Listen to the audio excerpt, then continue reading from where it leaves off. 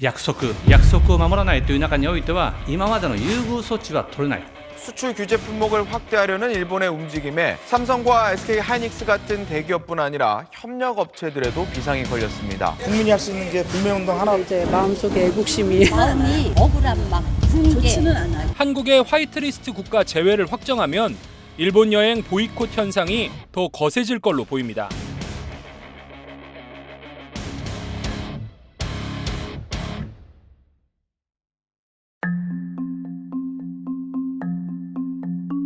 그러니까 7월 초부터 실제 수출 규제가 이루어지기 시작한 거죠. 세 가지 품목에 대해서. 하나는 포토레지스터라고 불리는 감광액이고, 하나는 폴리이미드라고 하는 물질, 그리고 하나는 불화수소라고 해서 가장 많이들 들어보셨을 거예요. 이 세 가지 품목에 대해서 그들이 얘기하고 있는 건 너희가 관리를 좀 제대로 못하고 있으니 너희를 믿을 수 없으니까 우리가 이 개별 건 수출건에 대해 승인을 해줄게.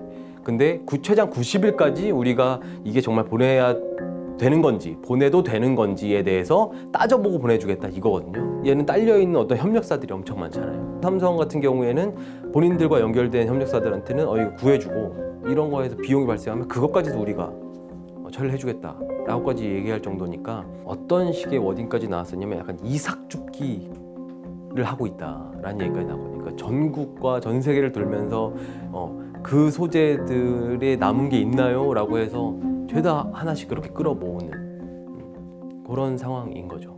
네.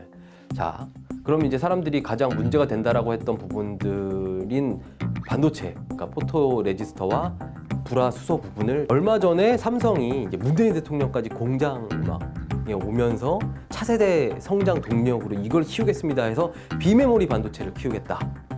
파운드리 사업에 나서겠다. 그거를 조금 더 잘하겠다라고 얘기를 했었단 말이에요. 그런데 막은 게 EUV 포토레지스터 두 분만 막았단 말이에요. 그러니까 이 차세대 성장 동력 하겠습니다 하고선 비메모리 반도체 키울게요 했더니 갑자기 여기에 쓰이는 걸 막아버린 거예요. 근데 이거를 다른 데서 구하기가 어렵습니다. 이거는 사실상 거의 일본 독점 수준이라고 봐도 좋아요. 그러니까 비메모리 반도체 조금 힘든 거죠. 이제 불화수소로 넘어가 봅시다. 이 불화수소 가지고 말이 진짜 많았어요. 왜냐하면 불화수소는 아까 얘기했던 그 메모리 반도체나 비메모리 반도체나 상할 것 없이 모든 곳에 다 쓰이는 거예요. 그러니까 반도체 공정에는 아주 필수적인 거예요. 또 하나는 비축량이 대체로 한두 달? 많이 모아놔봤자 한두 달만 모아놓는다 라고 이제 업계에 알려져 있는 부분이라 그럼 얘네는 3달까지도 미룰 수가 있는 건데 한두 달이면 큰일 나는 거 아니야? 그러니까 이제 이걸 어떻게 할 거냐를 언론도 엄청 질문을 한 거고 업체도 엄청 알아보러 다닌 거고 등등의 상황이었습니다. 불화수소가 이제 반도체 공정에서 어떻게 쓰이냐면 액체로도 쓰이고요, 기체로도 쓰여요. 둘 다 막힌 거예요. 그럼 이 둘 다 어떻게 해결할 것이냐의 문제가 있는 거죠. 근데 기체 사용량은 액체에 비하면 엄청 적어요. 근데 우리나라에선 이 액체 불화수소를 이미 SK 하이닉스나 삼성전자에 납품하고 있었던 회사들이 있었어요. 그 회사들의 중량 요청을 했더니 오케이, 그 증산하겠다로 어느 정도 해결을 보는 부분들이 있어요. 근데 문제는 뭐냐? 이 회사들도 원재료를 갖다가 이제 일본에서 가져왔었단 말이에요. 점점 한 달이 지나면서 계속 들리는 얘기들은 일본이 아니라 다른 나라에서 가져온 불산을 가지고 초고순도 그 불화수소를 만드는데 액체 불화수소를 만드는 성공했다라는 소식들도 전해지고 있고요. 국산을 가지고 이제 그걸 뽑아내는 작업을 했고 이거를 이제 테스트하는 작업을 하고 있다 정도까지도 이제 얘기가 들리고 있어요. 그런데 이제 문제는 기체인 거란 말이에요. 들어보니 미국 혹은 러시아에서 어쨌든 대체가 가능하다. 그런 업계 소식이 전해지기도 합니다. 근데 가져온다고 했을 때 자, 그러면 추가적인 운송비 그리고 이걸 어떻게 포집해서 어디다 넣어서 어떻게 가져와야 되지? 그러니까 기본적으로는 일본은 이미 이런 모든 게 세팅되어 있었고 엄청 가까웠기 때문에 가격 경쟁력 부분에서 아주 좋았던 거예요. 그렇다면 이제부터 거기서 가져오려면 대체는 가능한데 이 가격 부분에서 해결할 수 없는 갭이 존재를 하는 거죠. 또 이제 자세하게 살펴보기 시작하면 왜 지금까지는 일본산만 그렇게 써왔니? 라고 물을 수 있을 거 아니에요? 우리나라에 이라는 업체가 있어요. 이 회사는 거의 유일하게 포토 레지스터를 자체 개발해서 만들 수 있는 기술력을 가진 회사란 말이에요. 근데 문제는 뭐냐? 이거를 자기네가 어느 정도 수준인지도 감당이 안 되는 거예요. 이게 어느 정도 급이 되는지 아니면 혹은 우리가 어느 정도 잘못됐는지를 확인을 좀 해봐야 될 거 아니에요. 근데 그거를 하려면 EUV 노광 장비라는 어떤 장비들이 필요해요. 근데 이 장비 한 대에 1,500억이에요. 대당 1,500억이면 이런 중견기업은 당연히 상상도 못하고요. 심지어 SK 하이닉스 정도만 돼도 이거를 가져오는 데서 많은 고민을 할 수밖에 없을 거예요.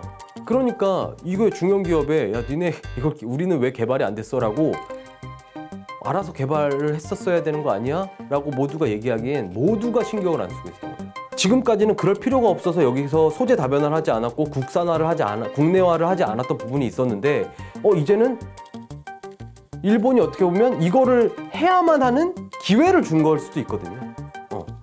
야 이거 일본한테 그냥 우리가 기대서 가다간 정말 한순간에 큰 피해가 생길 수 있겠구나 라는 인식을 명확하게 준 계기가 된 거고, 그래서 정부와 기업이 다 같이 이거에 대해 준비할 수 있는 기회를 어떻게 보면 준 거이기도 합니다.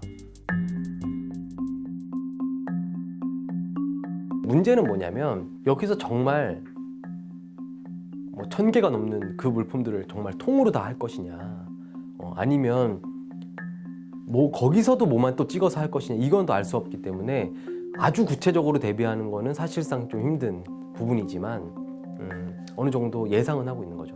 그게 물품에 따라 어떤 거는 우리나라나 다른 나라 걸로 대체가 또 가능한 부분들이 많이 있고요.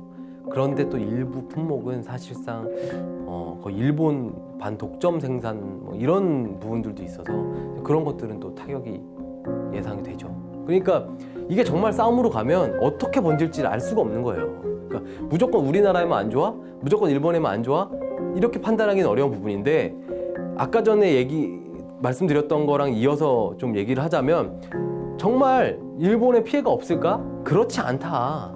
근데 그거에 대해서 아베 정권, 일본 정부는 감당할 준비가 되었느냐, 이거를 질문하고 있는 거죠. 관광만 봐도 우리나라 국민들이, 일본 국민들이 우리나라 와서 쓰는 돈보다 우리나라 사람들이 일본에 가서 쓰는 돈이 훨씬 많아요. 아까 반도체 산업이랑 마찬가지예요. 여기도 팔아야 되는데 이 파는 게 잘 안 돼. 그럼 여기 있는 기업들이 문제가 생길 수 있는 거잖아요. 그런 거랑 마찬가지라고 봅니다. 우리나라 국민들이 이런 불매운동을 통해서 일본 사람들한테 직접적인 경쟁에 타격을 주고, 그런 목소리들이 일본 내에서 불만으로 불거져서 이제 아베 정부가 그거에 대한 부담감을 느끼게끔 하는 것, 그런 것들이 우리가 지금 하고 있는 이 불매운동의 가장 큰 목적이라고 한다면 단초는 시작이 됐다라고 볼 수 있을 것 같아요. 지난주 수목금 이렇게 다녀와서 현장 상황을 이제 일부 지역, 이제 후쿠오카 주변, 그러니까 규슈 지역 중부에만 보고 왔다는 걸 전제로 좀 말씀드려야 될 것 같고, 후쿠오카에서 차를 타고 1시간 반 정도 가면은 전주 한옥마을 같은 그런 곳이 있어요. 그 코스가 원데이 투어라고 하는 이렇게 단체 관광객들이 쭉 다니는 그런 코스에 필수 코스인 거예요. 근데 거기가 이제 히타시라고 하는 조그만 시에 있는 관광지였는데 가봤더니 정말 사람이 없어요. 그러니까 한국 관광객이 딱 없으니까 그 도시, 그 지역이 정말 너무 썰렁하더라고요. 그러니까 거기 장사하시는 분들은 너무 어려운 거예요, 진짜.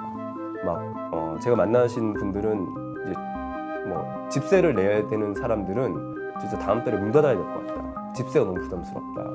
그리고 옛날에 한 몇 년 동안 한국 사람 덕분에 정말 내가 굉장히 고마웠는데 7월 한 달 동안 한국 사람들이 너무 안 와가지고 지금 너무 힘들다라고 얘기하시는 분들이 있더라고요. 이렇게 큰 도시가 아니라 작은 도시, 그리고 단체 관광객들이 가는 곳은 분명히 경제적인 타격이 있는 거예요. 일본이 관광산업 비중이 크지 않아서 큰 영향이 없을 거라든지, 아니면 한국 사람들이 떠난 자리는 중국인 관광객들이 메울 거다라든지 이런 얘기들을 많이 해요. 제가 후쿠오카라는 지역에서 느꼈던 것 중에 하나가 이런 게 있더라고요.